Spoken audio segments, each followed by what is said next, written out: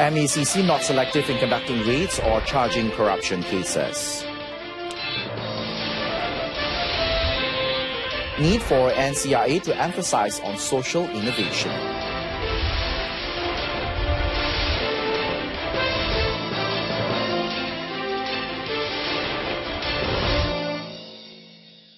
A very good afternoon. I'm Adrian Seed. You're watching the afternoon edition of News on 2. Malaysia Anti-Corruption Commission, or MACC Chief Commissioner Datuk Zulkifli Ahmad, affirms that the Commission has never once been selective in conducting raids or charging corruption cases. Every reinforcement action was carried out after investigation and an in-depth report regarding existing elements of corruption and abuse of power by certain parties. The MACC conducts various reinforcement actions, of which includes spying, confiscation of documents, or arresting suspects without substantial evidence. However, the MACC is unable to act simultaneously on all suspects. Dato' Zulkifli made the statement after officiating the Bahara Emas Theatre performance in Istana Budaya. He was elaborating on the MACC's raid on the University Selangor, or UNISEL, in Shah Alam Bestari Kuala Selangor on Tuesday. The Malaysia Anti-Corruption Commission, or MACC, is in the process of researching and examining all the documents that were seized from all 5 locations involving a contract dispute between University Selangor, or UNISEL, and a concessionaire, Jana Niaga Sdn Bhd, JNSB. This in part on the investigation over the alleged misappropriation in payment of 16 million ringgit by Menteri Besar Incorporated, or MBI, to private company JNSB. MACC Investigation Department Director Datuk Simi Abdul Ghani, when confirming the matter, said JNSB is said to have carried out maintenance work at the UNISEL main campus of Bestari Jaya Kuala Selangor. Now, the investigation team is still gathering information and evidence related to the 16 million ringgit payment and the contract given to Jana Niaga Sdn Bhd. Further action will be made on the case after all the documents are reviewed and studied in detail. The MACC have identified several witnesses, which will be called on as soon as possible to record a statement to complete the investigation. The Northern Corridor Implementation Authority, or NCIA, should emphasize on social innovation as a way to stimulate the growth and development of the Northern Corridor Economic Region, or NCER.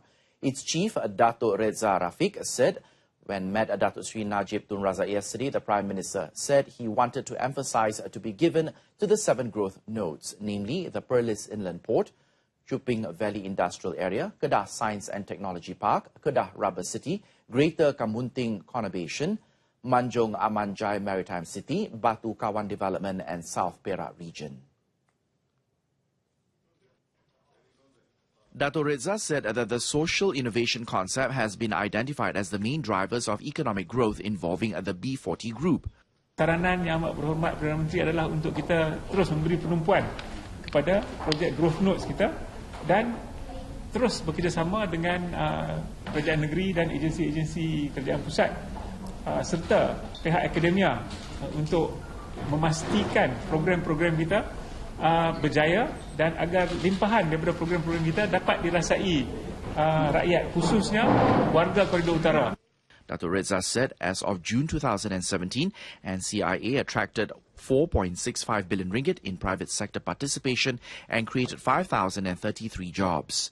He added that cumulatively, this amount is 84.5 billion ringgit worth of investments from the private sector, with 108,630 jobs created. The government is urging local halal manufacturers to work together with non-Muslim manufacturers to produce high-quality halal-based products and to work towards increasing its marketability. This would allow it to be expanded into a wider international market. Deputy Prime Minister Datuk Sri Dr. Ahmad Zahid Hamidi said this is because the demand for halal products was huge, with the market continuously growing.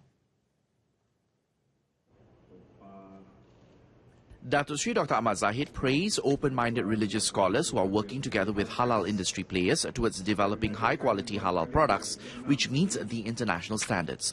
Meanwhile, touching on the standard set for the halal logo, he said that it met international standards. However, this alone is insufficient to enable these products to be marketed internationally.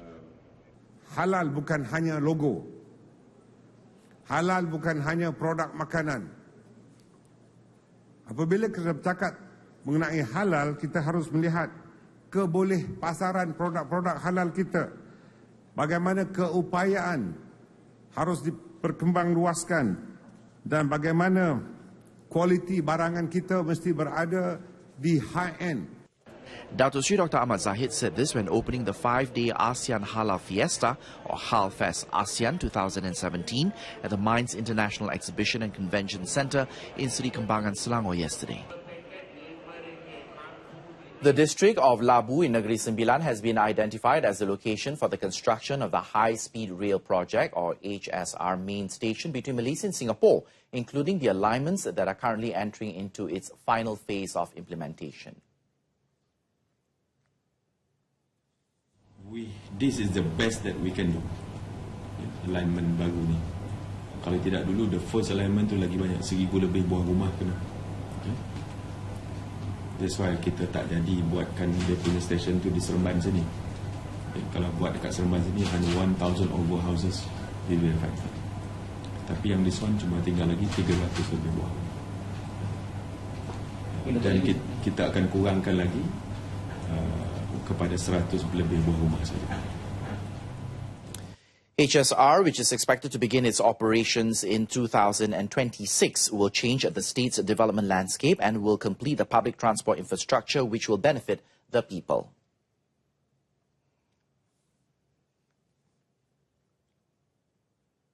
The National Higher Education Fund Corporation, or PTPTN, is targeting a total of 4 billion ringgit in loan repayments this year.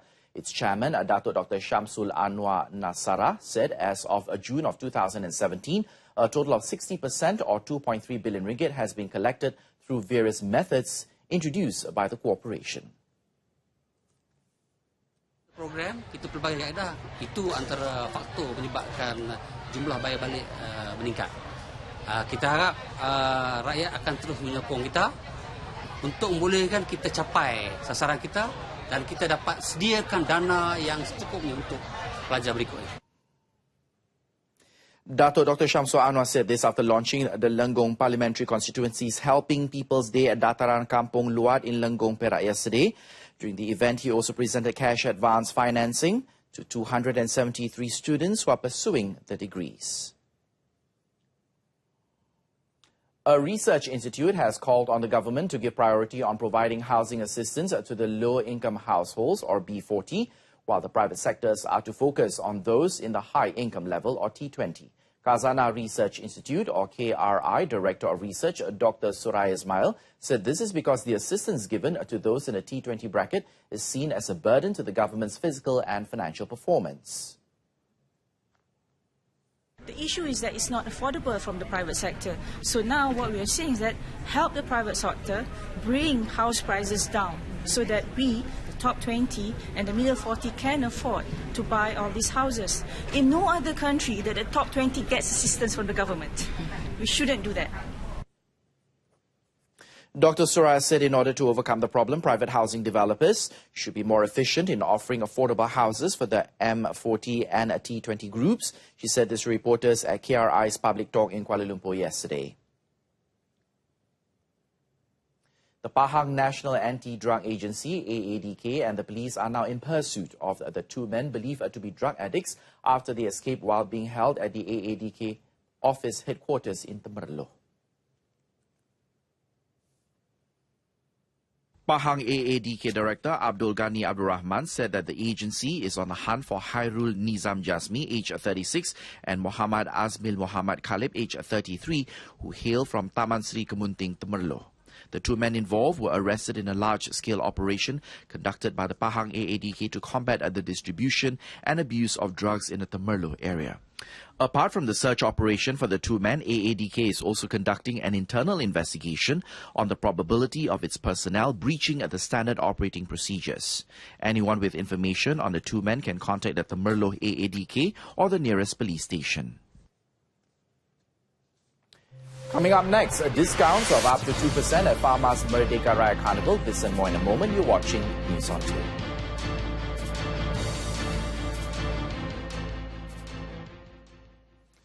The The government is confident that the country's economy will surpass 5% this year, following the growth of the gross domestic product, or GDP, to 5.8% in the second quarter of this year, after climbing 5.6% in the first quarter.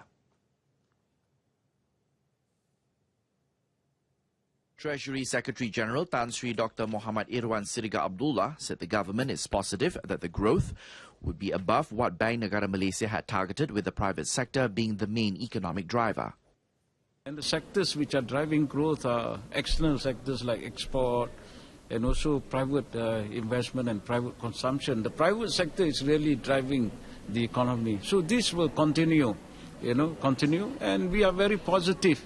It will go above what Bank Negara has targeted, 4.3 to 4.8. We are very confident it will touch above 5% for this year. Tan Sri Dr. Muhammad Irwan Siriga said this after launching the Volunteering for International Professionals, or VIP 2017, an initiative under the National Blue Ocean Strategy in Putrajaya yesterday. Now, the initiative is aimed at attracting international professionals to contribute their expertise to the country's social and economic development through volunteerism. Pharma-produced essential goods will have a discount of 5 to 20% offered at the Merdeka Raya Carnival beginning this Monday up until the 1st of September at all Pasar Tani locations across the country. Jadi maknanya kita bagi special. Dan di pasar-pasar tani kita, macam Datuk Ketua Pengarah kata tadi, 5 ke 20% diskaun ditawarkan. Pharma also assured that the supply of commodities for consumer needs is sufficient ahead of Aidil Adha celebrations. The public is invited to attend the Food, Flower and Fruits Fair, to be held for 4 days from August the 24th at the Rural Transformation Centre in Gopeng, Perak. And Malaysia continues to dominate the 29th SEA Games as it enters the 6th day so far, winning medals in gold, silver and bronze as at 12 this afternoon. This is followed by Singapore. And in third place, let's take a look at the medal tally.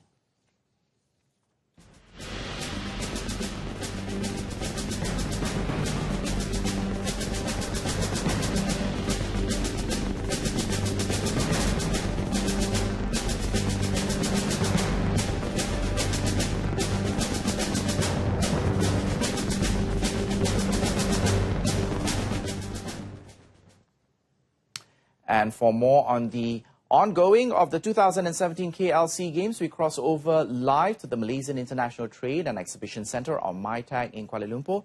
Mohana Priya, over to you.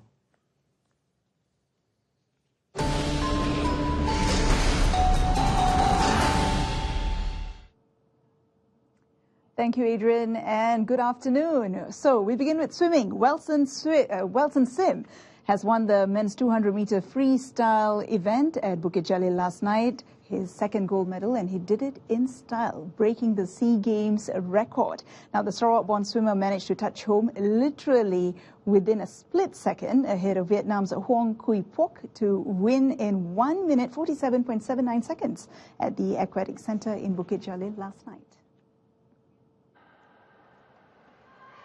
The previous SEA Games record was 1 minute 48.96 seconds. Quy Phuoc, the gold medal winner in Singapore 2 years ago, settled for silver with 1:48.07, while Yeo Kai Kwan of Singapore won bronze in 1 minute 48.98.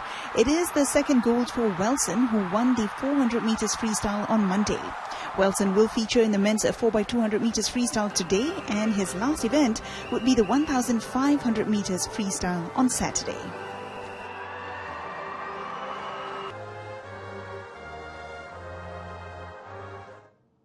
Now, Southeast Asian sprint king Khairul Hafiz Jantan was unable to perform a repeat performance in the men's 200 meters final last night. In the final at the National Stadium in Bukit Jalil, he was pipped by compatriot G. Arvind Devar to third place. Arvind clocked 21.26 seconds, while Khairul's time was 21.28.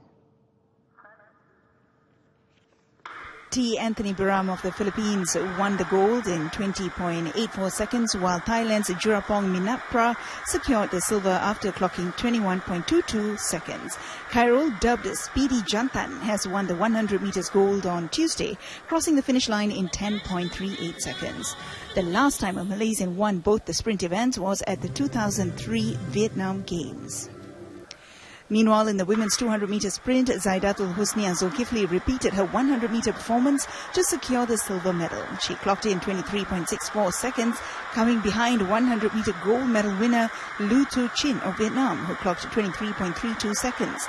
Defending champion Shanti Pereira of Singapore had to be satisfied with bronze after recording 23.64 seconds. It was the same finish as in the 100-meter race on Tuesday.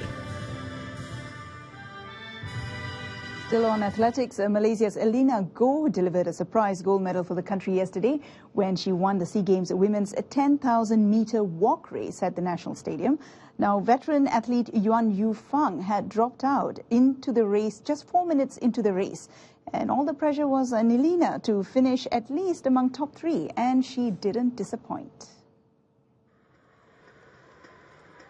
But the 21-year-old walker marked her second SEA Games appearance with a burst on the final lap to leave Vietnam's Panthi Big Ha trailing in her wake and settle for silver.